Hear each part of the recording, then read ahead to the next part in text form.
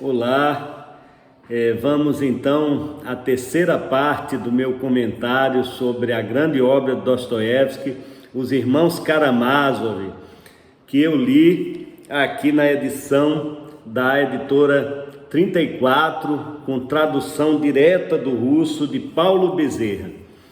Eu fiz dois comentários iniciais, dois vídeos iniciais, e esse é o terceiro e último. Então, no primeiro eu fiz uma abordagem mais geral da obra e no segundo eu discuti um pouco as ideias políticas de Dostoiévski e, sobretudo, as críticas que Dostoiévski fazia às ideias revolucionárias, socialistas, anarquistas que chegavam à Rússia do século XIX, que agitaram a Rússia do século XIX. Então, de alguma forma, os romances de Dostoiévski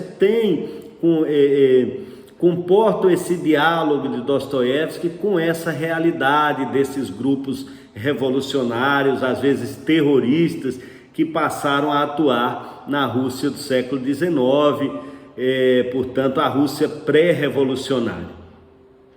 E nesse terceiro vídeo eu vou tratar mais diretamente de algumas questões filosóficas relacionadas à existência de Deus, que são tratadas, são levantadas no livro, sobretudo pelo personagem Ivan Karamazov, o segundo dos filhos de Fyodor Karamazov. Como nós vimos, o livro trata do assassinato de Fyodor Karamazov, o pai, e em algum momento as suspeitas da morte recaem sobretudo sobre o filho mais velho, Dmitri Karamazov, o Mitya, E aí nós teríamos também Ivan, que é o segundo filho, e Alyosha, que é o terceiro filho. O Mitya, o Dmitri, ele não se manifesta muito diretamente sobre a religião, durante o livro. E o terceiro filho, Alyosha, é um personagem realmente religioso. Ele foi noviço em um mosteiro e ele sai do mosteiro, mas permanece muito religioso. E Dostoiévski era um homem de fé religiosa e, de alguma forma, o Alyosha encarna um ideal religioso de Dostoiévski, um ideal de pureza, de bondade, E o filho do meio, esse Ivan, é o filho intelectual, aquele que estudou mais e que de alguma forma adotou, foi influenciado por essas ideias europeias dos séculos XVIII e XIX, o racionalismo europeu, filosófico, o cientificismo. Então, o personagem Ivan é sobretudo quem verbaliza essas ideias que são objeto da preocupação de Dostoiévski. E uma primeira questão que Ivan levanta sobre Deus no livro é numa conversa com seu irmão Alyosha, que ele tem numa taverna, num almoço, em que ele diz o seguinte a Alyosha. Inicialmente ele começa, ele dá a gente fica em dúvida se ele acredita ou não em Deus, porque ele diz que não tem nada contra a ideia de Deus, mas que ele não aceita o mundo que Deus criou, por ser um mundo injusto, um mundo de sofrimento, e ele exemplifica e insiste num argumento que é o sofrimento das crianças, Ele diz que outro tipo de sofrimento humano que ele pode até entender, mas o sofrimento das crianças, por doenças ou por maus tratos, por violência, ele não pode admitir, então ele não pode perdoar isso a Deus, ele não pode compreender. E por isso, depois fica mais claro, ele não acredita em Deus. Então essa formulação de Ivan é uma formulação conhecida na filosofia, na discussão sobre Deus. É o argumento do mal, O argumento do mal. Se sabe que existem alguns argumentos ou provas da existência de Deus na filosofia, que seria o argumento ontológico de Santo Anselmo, o argumento cosmológico, o argumento teleológico, mas existem também argumentos contra a existência de Deus, e o argumento do mal é um deles, né? Não teria como se explicar a existência de Deus se existe o mal no mundo, e se muitas vezes o mal ele não tem qualquer justificativa, não é? Então já se disse que é contraditório pensar num Deus que seja bondoso, benevolente e ao mesmo tempo todo-poderoso, porque se ele é bom e se ele fosse todo-poderoso, ele não permitiria o mal, né? E ao mesmo tempo, se ele é todo-poderoso e permite o mal, ele não seria bom. Então são algumas contradições que se levantam, né? Sobre essa questão. É claro que quem crê vai ter suas respostas, né, a isso, e são questões realmente difíceis, mas Ivan levanta isso, e isso é lembrado às vezes quando se fala nos irmãos Karamazov, nessa questão do sofrimento das crianças. E aí eu lembro de alguns filósofos que também falaram isso. Por exemplo, Diderot, um iluminista francês, ele diz em alguma de suas obras, ele diz que frequentou um hospital pediátrico, né? E que aquilo lhe inspirou uma ideia muito elevada da humanidade, mas uma ideia muito negativa de Deus. E justamente ele quer dizer com isso que ele não concebe a existência de Deus diante daquele sofrimento, né? Albert Camus também, filósofo francês, que fala do absurdo da existência humana e do sofrimento humano, chega a dizer isso, que não acredita em Deus, né? Como uma forma de ser solidário aos que sofrem no mundo. E por último, um outro filósofo francês, Marcel Conche, que escreve um artigo em que diz que o sofrimento das crianças é o chamado mal absoluto, né? E que isso para ele provaria a inexistência de Deus. Então é uma questão muito difícil e, enfim, levantada por Ivan, né? E a outra questão que Ivan levanta sobre Deus, que é até mais conhecida, é aquela frase famosa: se Deus não existe, tudo é permitido. Então Ivan de fato pronuncia essa frase e ela volta à tona no livro em alguns momentos, né?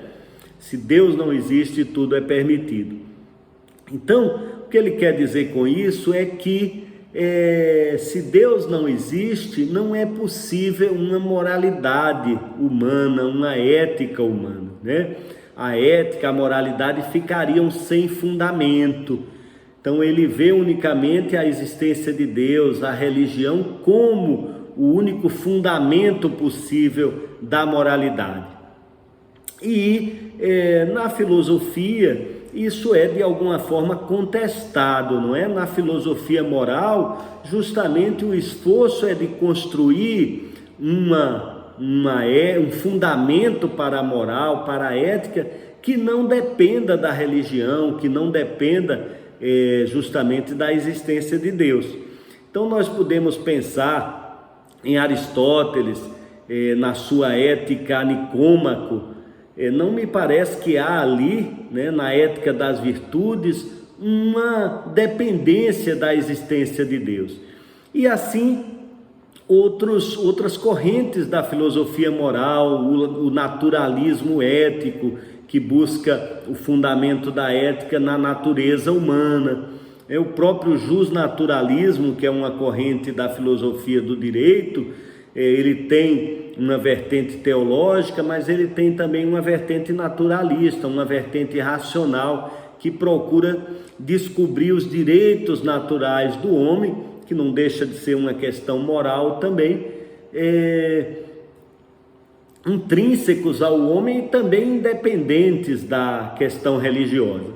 E por fim também lembro Kant, né, que foi um dos maiores filósofos da moral no século XVIII, final do século XVIII, e Kant vai justamente tentar construir uma moral, um fundamento laico para a moral, que não dependa da religião.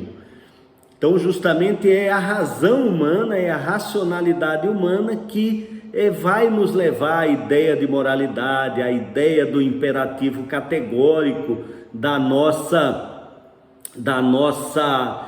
nossas obrigações morais, né? Das ações que nós percebemos como obrigatórias ou como proibidas, mas seria a razão que nos indicaria isso, né?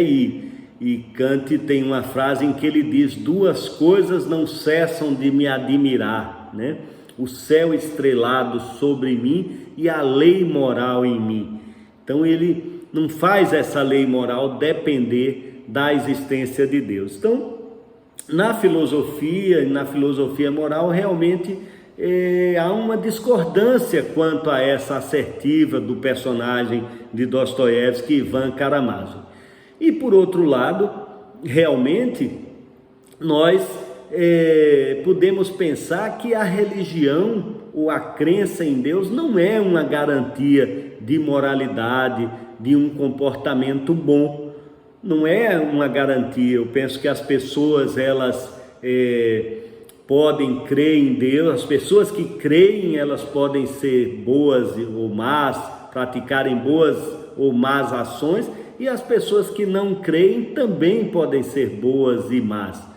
Não me parece que a religião garanta a moralidade, e a história nos mostra a Inquisição em nome de Deus, né, fazendo tudo o que fez, impondo todo esse sofrimento aos seres humanos, porque pensavam diferente, porque ousavam questionar certos dogmas. Hoje em dia também o islamismo radical, também, né, que mata em nome de Deus. Então, isso me faz lembrar uma frase de Lacan, que justamente parece se contrapor à frase de Constantin e os irmãos Karamazov, que é: se Deus não existe, tudo é permitido. Lacan vai dizer: se Deus existe, tudo é permitido, né? Talvez querendo dizer que a religião é capaz de fornecer às pessoas uma justificativa até para as ações ruins, né? As pessoas imbuídas de um fanatismo religioso, elas seriam capazes de ações ruins, de matar, de ações realmente más, né? E já tentando fazer uma reflexão final, eu lembro então que Dostoiévski faz essa crítica a essas ideias novas e revolucionárias que graçam ali na Rússia do século XIX, e ele de alguma forma engloba algumas questões. Então ele faz uma crítica ao utilitarismo, né? Aquela ideia de que os fins justificam os meios, e ele faz também essa crítica à falta de religião, digamos assim, porque esses grupos, esses jovens idealistas revolucionários, muitos eram também ateus, né? Então Dostoiévski está preocupado onde esse conjunto de ideias pode levar as pessoas, né? E se elas seriam justamente capazes de fazer tudo para atingir seus objetivos, né? E de fato esses grupos muitas vezes estão imbuídos dessa ideia de redenção do povo russo, da humanidade, de salvação, né? E se sentem autorizados a fazerem qualquer coisa, como os terroristas, por exemplo, para atingir esses seus objetivos.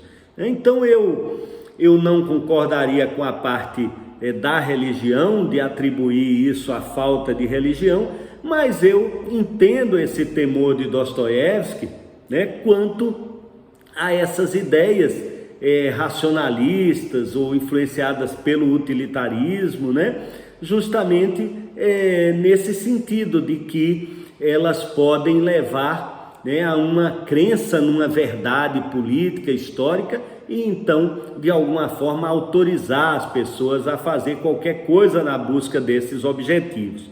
E aí eu lembro, nesse sentido, a crítica que o filósofo inglês John Gray, em alguns dos seus livros, Os Cachorros de Palha, né, eu li li esse em português, li em inglês também, Sete Tipos de Ateísmo, do mesmo autor, e ele faz uma crítica ao racionalismo do século XVIII, ao iluminismo, ao racionalismo, ao cientificismo, né? Ele diz que essas ideias estão realmente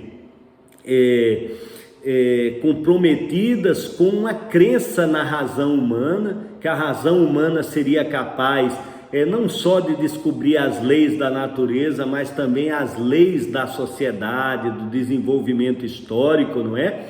Uma ideia de que a história tem uma marcha, um sentido determinado, um porto de chegada, né? E que, de alguma forma, essas ideias, elas vão dar origem, por exemplo, ele associa esse racionalismo ao racismo, né, ao racismo científico de finais do século XIX, ao próprio nazismo, né, ao comunismo, que também herda esse racionalismo, né, e tem essa ideia do desenvolvimento histórico como um desenvolvimento inexorável. Então me parece que esse temor de Dostoiévski diante do racionalismo, ele é pertinente e de alguma forma concordo que Dostoiévski previu o advento do comunismo, né, no seu país.